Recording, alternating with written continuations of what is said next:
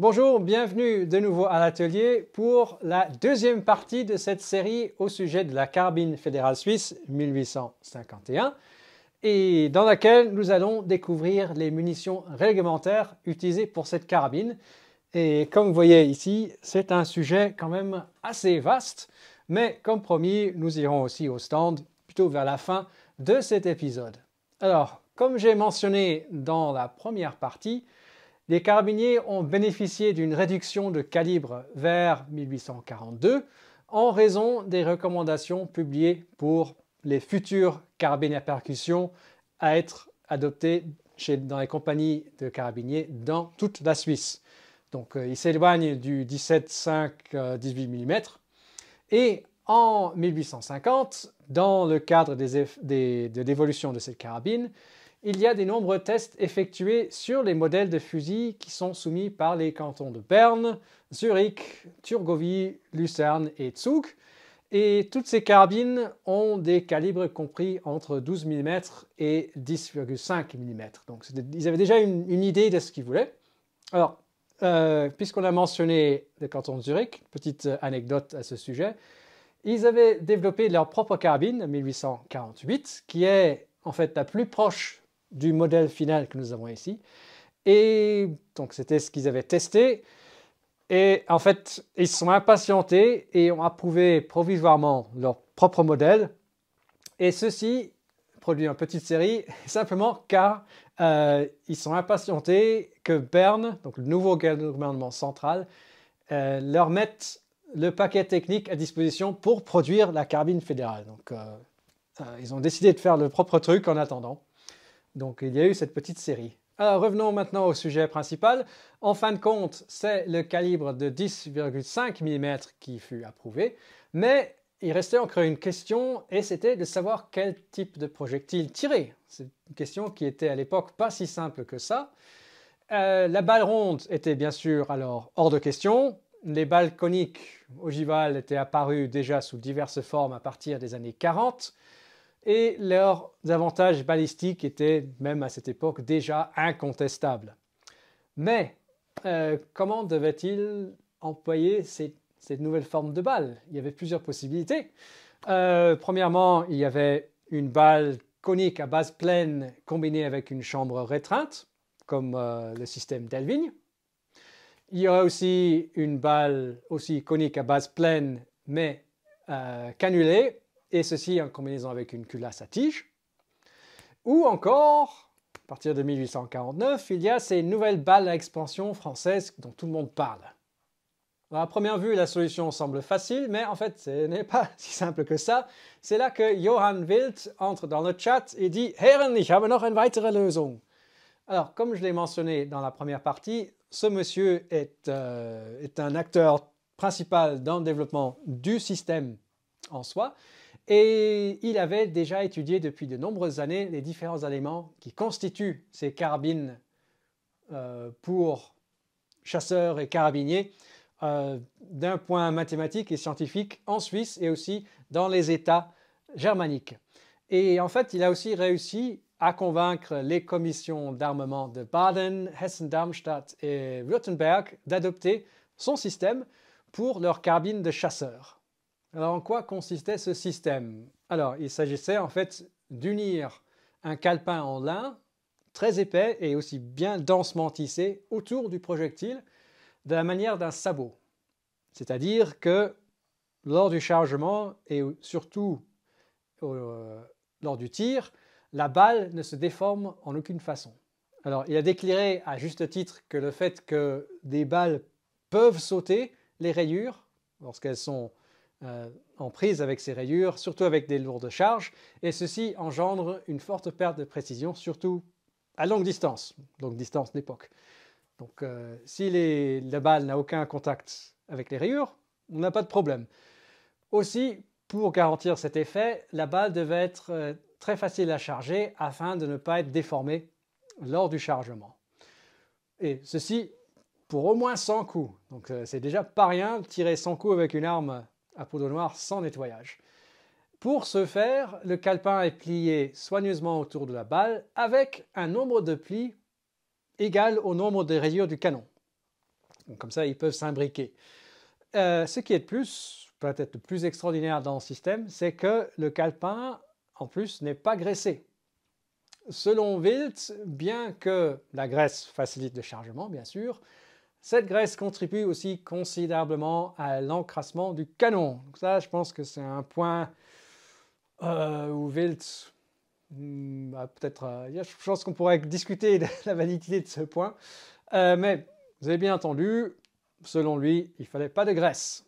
Au lieu de cela, par contre, le tireur devait faire couler dans le canon une petite quantité d'eau égale à 1/10 du volume de la balle entre chaque tir, ceci bien sûr après avoir chargé la poudre pour la charge suivante.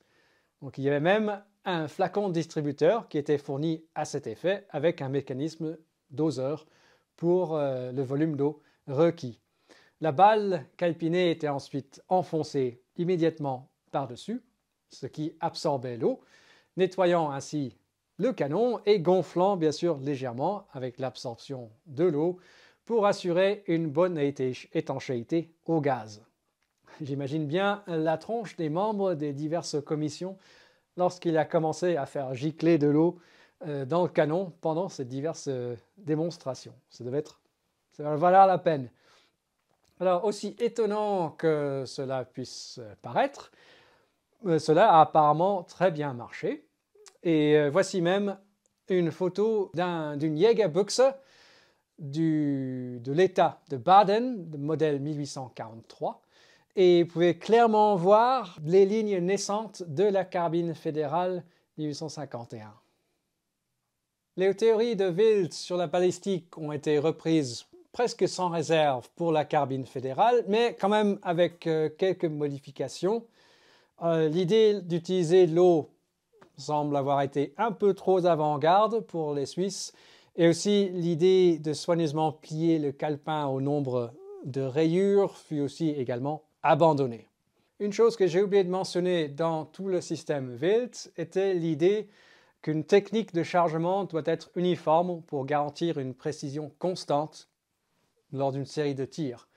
Pour ceci faire, il raisonnait que le volume disponible pour la poudre, ou dans laquelle la poudre va brûler lors de la mise à feu initiale, devait être la même pour chaque tir. Et ceci est achevé par l'arrêtoir qui est sur la baguette ici. Vous l'avez sans doute aussi aperçu sur la carbine de Baden, donc ses origines sont là. Et donc cet arrêtoir assure que la baguette est insérée exactement à la même profondeur dans le canon à chaque tir, plaçant la balle donc à un endroit, toujours le même endroit, au-dessus de la charge réglementaire. Donc là, il s'agit vraiment d'utiliser la même charge pour chaque tir. Et donc cela permet d'éviter une surcompression de la charge lorsqu'on est stressé. Et ça pourrait même aussi, si j'ose le dire, garantir un tout petit espace d'air entre la balle et la charge sans que ça vous pète à la gueule. Passons maintenant au projectile. Donc le premier choisi fut ce profil ici, pour lequel je possède aussi heureusement un moule. Donc la balle est enveloppée dans un calepin circulaire de 32 mm de diamètre et il est relativement épais à 0,375 mm et tout ceci fixé par une ficelle. Donc suivant malgré tout le système Wildt, sauf que maintenant la partie calpinée de la balle est trempée dans la graisse. Les carabiniers reçoivent du gouvernement le moule, le plomb pour les balles, l'étoffe pour découper les calepins ainsi que la ficelle. Mais ils doivent faire l'assemblage quand même eux-mêmes. La poudre était sous forme de cartouche papier, donc c'était séparé du projectile. Et heureusement, j'ai pu trouver quelques exemples, merci à Waffen Emmental. J'en ai ouvert une qui était déjà endommagée afin que vous puissiez voir la qualité de la poudre réglementaire numéro 4 qui correspond à la granulation de la numéro 5, de la poudre suisse numéro 5 aujourd'hui. Et regardez, c'est absolument parfait, ce sont des petites perles. Et donc c'est une qualité qui aujourd'hui fait honte à toutes les poudres noires moderne. Donc s'il y en a qui regardent, voilà, prenez des notes. Voilà ce qu'on aimerait bien avoir. Cette combinaison de projectiles cylindro-ogivales et un calepin n'a pas duré très longtemps. En fait, je ne suis pas convaincu qu'elle a jamais très bien marché. Mais sans doute influencés par les Autrichiens, les Suisses ont ensuite adopté en 1856 une balle expansive à compression et pour lequel j'ai aussi eu la chance de trouver un moule, dont voici une photo. Elle est maintenant en route pour l'Hongrie pour que Cap & Ball puisse la tester.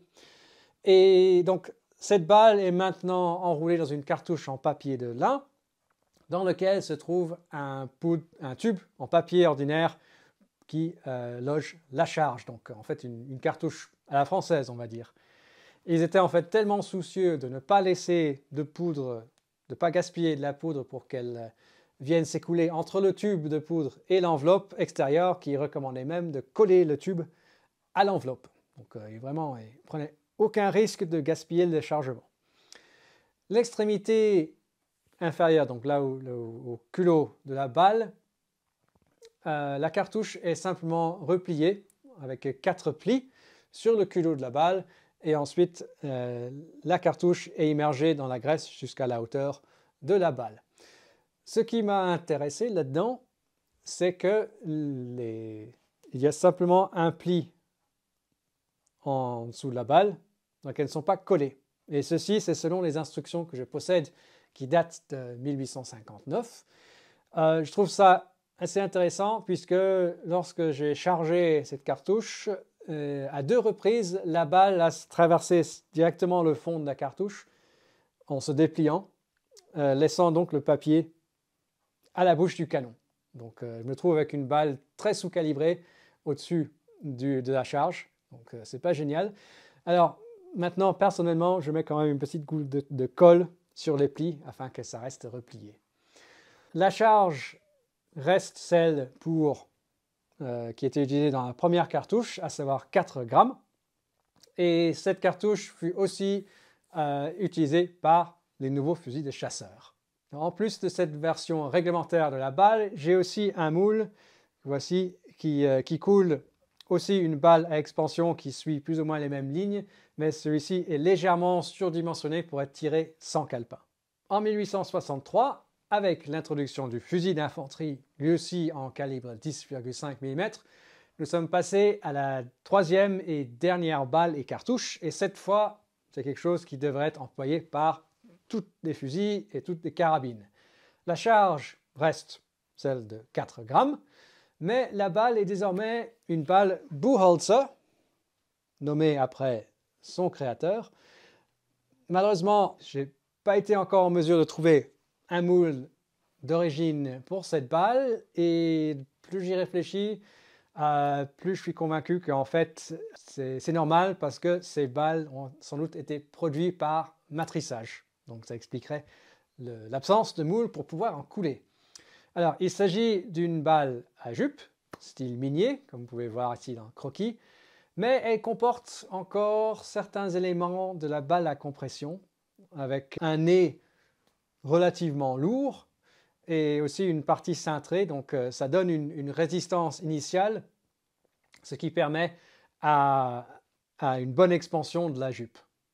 Alors pour ceux qui ont des doutes sur l'effet terminal de ces petits projectiles à l'époque, je vous invite à regarder l'excellente vidéo de Cap & Ball qui montre l'effet en particulier du projectile Buchholzer sur du gel balistique et je peux vous assurer qu'elle est tout aussi mortelle que les grosses balles miniers contemporaines. La cartouche modèle 1863 semble être la même que pour la balle 1856, sauf que le papier peut maintenant être inséré dans la jupe, donc faire un tourillon et l'insérer dans la jupe de la balle.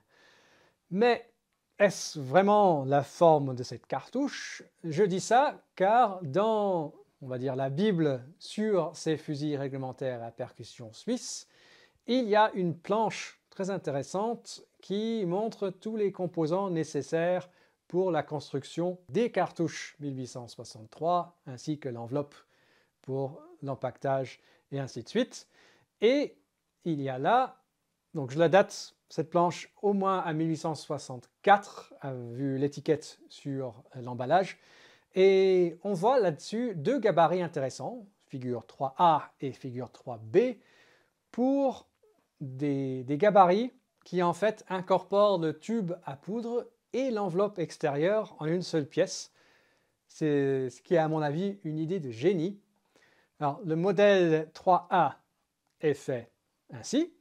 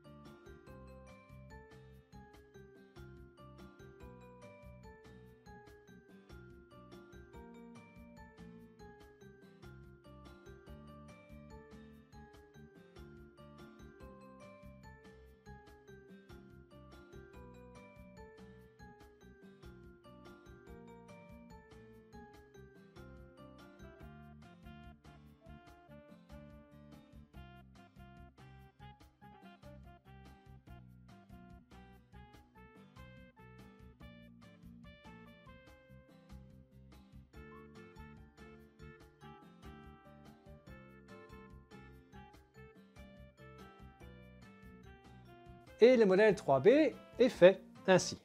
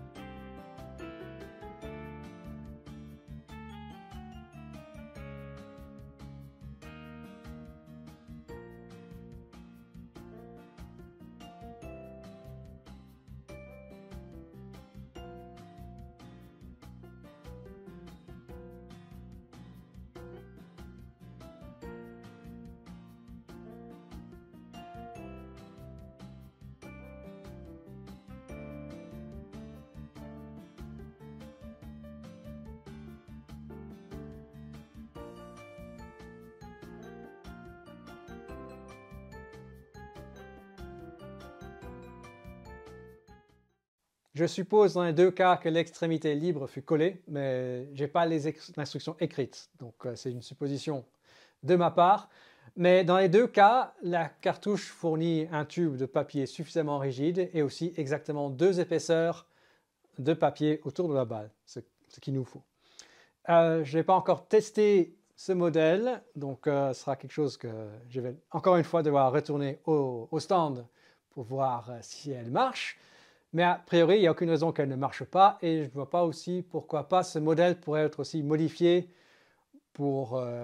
avec une certaine échelle pour qu'elle puisse fonctionner avec des balles plus grosses aussi. Alors, juste avant de filmer cette vidéo, j'ai reçu ce moule de chez Hensel en Allemagne pour la version du projectile Buchholzer. Donc celui-ci, je l'ai fait modifié pour qu'il soit au diamètre réglementaire de 10,15 mm. En fait, la version standard dans leur catalogue est prévue pour être tirée sans calepin. Donc, une troisième sortie au stand est à prévoir pour tester cette nouvelle balle dans ces deux enveloppes, ces deux cartouches réglementaires. Et donc, pour la sortie que j'ai dans cette vidéo, j'ai en fait utilisé des balles qui sortent de ce moule, qui sont elles aussi légèrement surdimensionnées pour être tirées sans calpinage. Avec toutes ces connaissances en tête, allons maintenant au stand pour ma première sortie où j'ai utilisé simplement le guidon d'origine qui est quand même légèrement rongé par le temps. Alors nous voilà maintenant au stand avec la carabine pour faire quelques essais balistiques. Alors la première balle, la 1851, j'ai déjà abandonné puisque j'ai déjà tiré toute une série. Je n'ai seulement réussi à en avoir 2 sur la cible et ils étaient clairement de travers, donc il y a quelque chose qui ne va pas. Donc maintenant, je vais passer à la deuxième balle réglementaire, la balle à compression. Donc pour ça, j'ai déjà fait des semi-cartouches, on va dire. C'est-à-dire que je les ai enveloppées de façon réglementaire, mais je n'ai pas la poudre dedans. Ça, je vais juste utiliser mes mesures déjà préparées. 3,5 g de Suisse numéro 5. Ça correspond plus ou moins à la charge réglementaire. Et voilà, donc sinon, ça c'est la graisse Wonderloop avec la balle à compression à l'intérieur. Et pour l'instant, ça marche assez bien. Elle tire haut, comme la majorité des armes réglementaires. Donc il faut que je baisse un peu ma ligne de visée, on va dire en bas du cadre. Et puis on va voir. Mais ça groupe assez bien. En tout cas, c'est mieux que la balle 1851.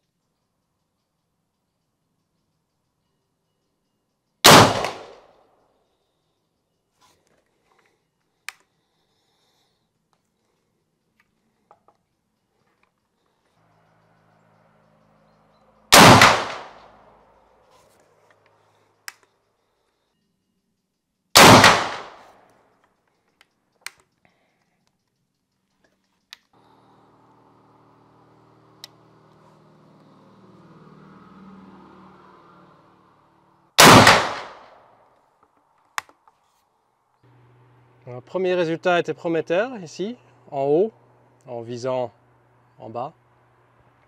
Ensuite, ça a commencé à décaler vers la gauche, je ne sais pas exactement pourquoi. Peut-être simplement l'encrassement. Donc j'ai essayé de compenser en visant ici en bas à droite. Ça les a ramenés ici vers le centre. Mais bien sûr, quand on vise à un point aléatoire, c'est difficile de reproduire exactement. Donc le dernier coup était ici. Mais au moins, il rentre bien droit, perpendiculaire à la cible. C'est ce qu'on veut avoir. Voilà le résultat avec les balles à compression. C'est pas trop mal. Les trous sont ronds, c'est encourageant.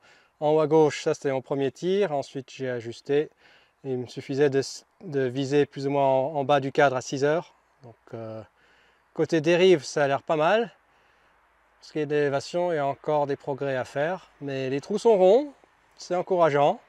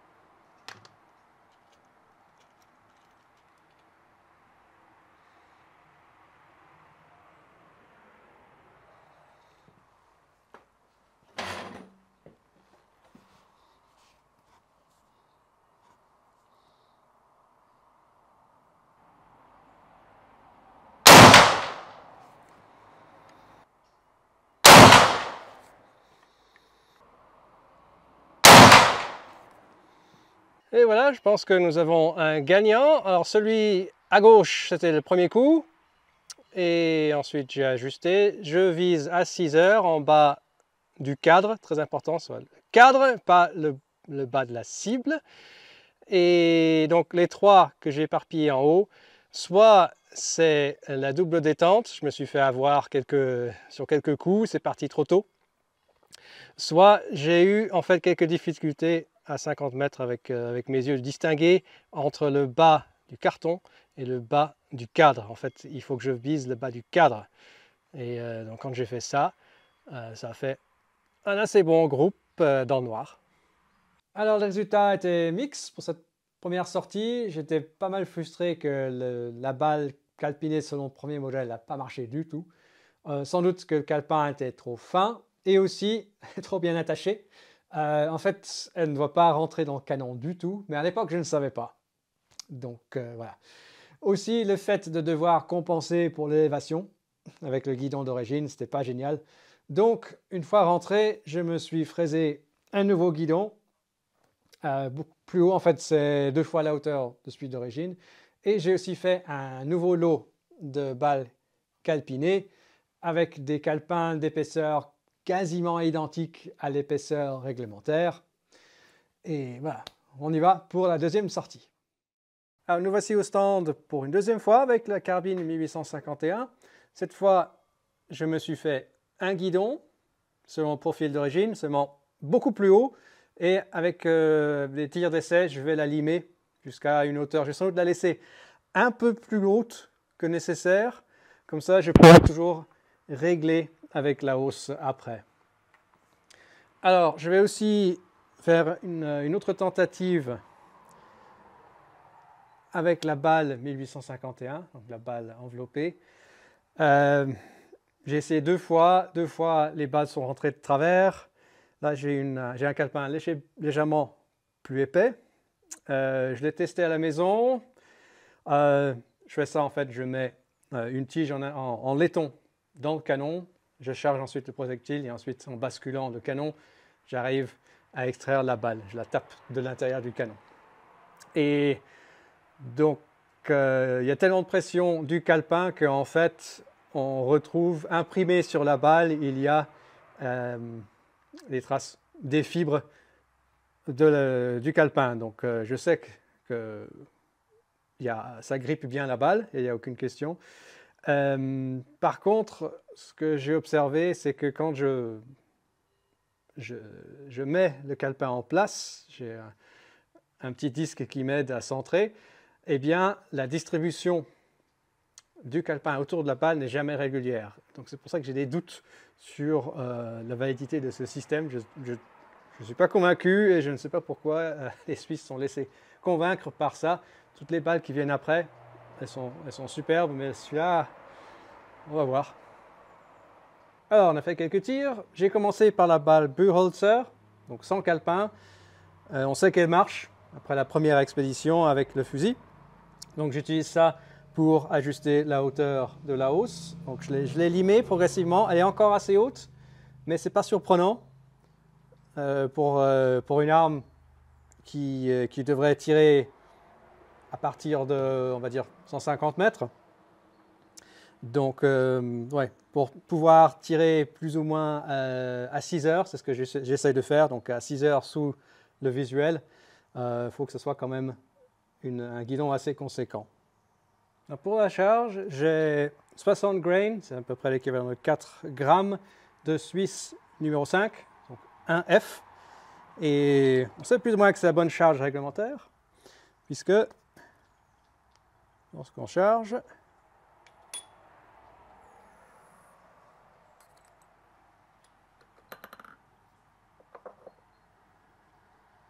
eh bien, donc la balle rentre, frottement gras.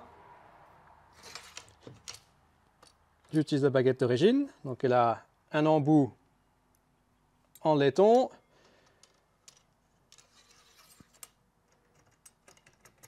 Ça commence à frotter, il faut que je nettoie là. Et en fait, juste en tapotant légèrement, l'arrêtoire ici bute contre la bouche du canon et c'est fait exprès. Donc la poudre est très très légèrement tassée, mais c'est toujours la même pression à chaque chargement.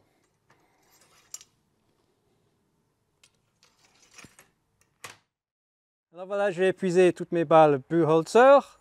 Donc ça, c'est les 2 premiers coups. Ils sont normaux, ils sont hors du groupe. Souvent comme ça avec les armes de poudre noire. C'est un peu tordu, mais il faut que le canon soit un peu sale pour qu'on commence à voir, qu'on retrouve le point d'impact pour une charge prédéterminée. Ensuite, j'ai tiré ces 3. J'ai limé tout petit peu, petit à petit. Et maintenant, je peux viser donc ici, avec sous le 7 avec un tout petit peu de blanc, comme ça je peux bien identifier où je suis.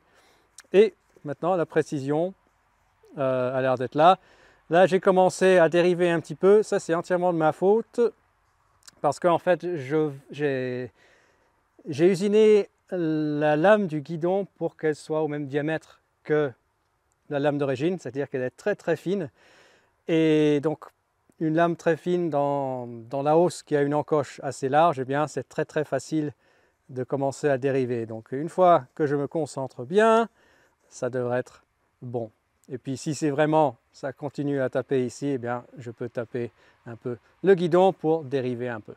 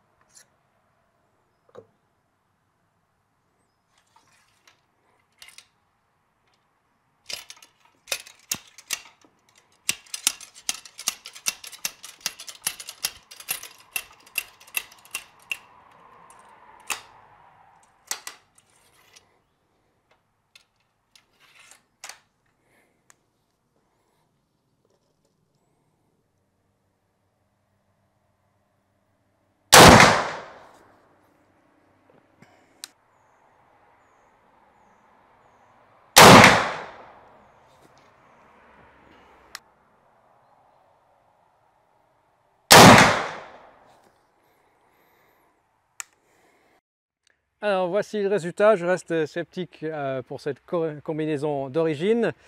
J'ai tiré 6 coups, il y en a un qui est parti je ne sais pas où, 2 qui sont clairement de travers, mais il y a aussi 3 qui sont bien alignés. J'ai visé ici en dessous, donc c'est pas trop mal. Je crois que ça dépend extrêmement de la manière du chargement, donc c'est pas quelque chose auquel il faudrait prêter attention lors d'une bataille. On veut justement charger et tirer. En fait, ces trois-là, si je me souviens bien, j'avais une prise légère sur l'arme, et c'est-à-dire que quand je chargeais, je la laissais tourner. C'est-à-dire que la balle calpinée restait bien dans les rayures, tandis que celle-là, j'avais tendance à gripper l'arme comme on fait normalement. On grippe bien au niveau du canon et puis on charge la balle. Ça veut dire que la balle et le calepin ont peut-être dérapé et donc perdu leur prise dans les rayures avec ça comme résultat.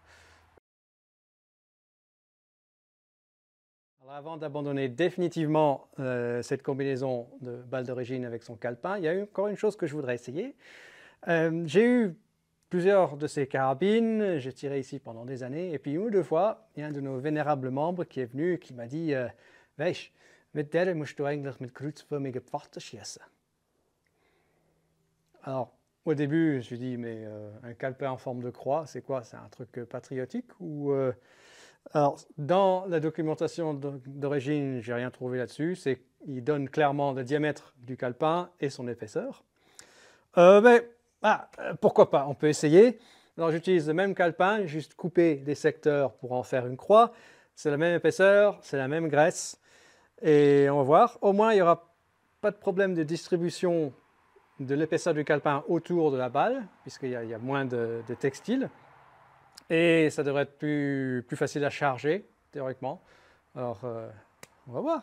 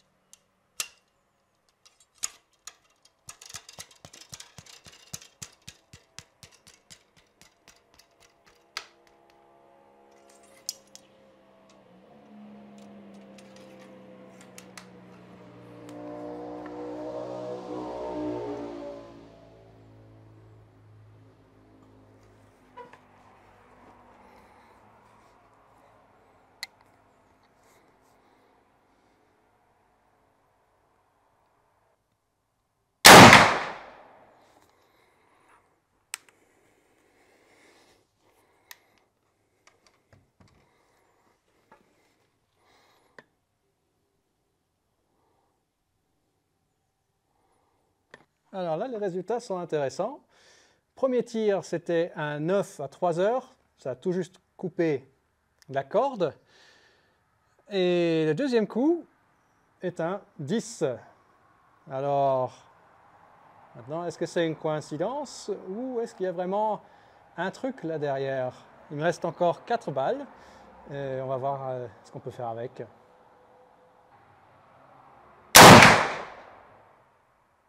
Celle-là, elle est partie trop vite.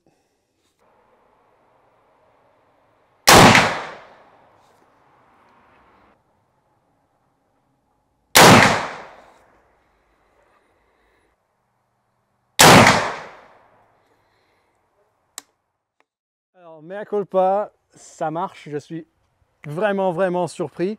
Celui-là, on peut le mettre de côté puisque j'ai touché le stasher un peu trop tôt. Mais sinon, c'est comparable à ce que je peux faire avec la balle Buchholzer. Alors, ce calepin en forme de croix semble vraiment marcher. Je vais essayer, une fois que j'aurai fini de tirer pour la journée, de fouiller un peu dans le gazon pour retrouver des calepins. Ce serait un peu intéressant de voir à quoi ils ressemblent.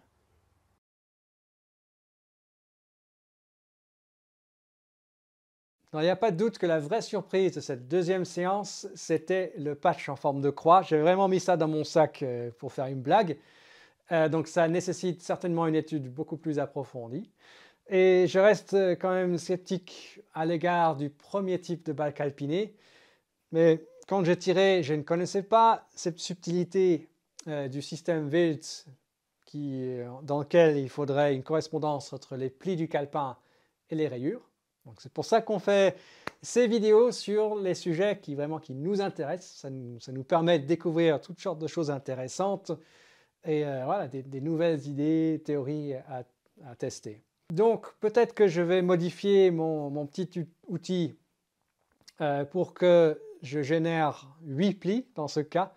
Et aussi je vais essayer des épaisseurs de patch entre les deux que j'ai déjà essayé pour que je puisse charger cette balle plus facilement. Donc là, il faut encore que je le martèle à l'intérieur du canon au début. Et ça, c'est vraiment pas dans l'esprit du système Wild. Même si cela résout le problème pour moi, je vois vraiment un problème de logistique à l'époque, étant donné que la plage généreuse du calibre de cette carabine va, si vous vous souvenez, de 10,2 à 11,1 mm. Donc, si tous les moules à balles et l'étoffe pour les calepins était a priori standard, je peux garantir que le chargement de la combinaison actuelle pour ma carabine serait impossible à charger dans une carabine dont le calibre se trouve plutôt vers le bas de la planche. Et celle-ci est quasiment conforme au règlement, donc elle fait 10,49 mm et vous avez déjà vu la difficulté que j'ai eue pour le chargement.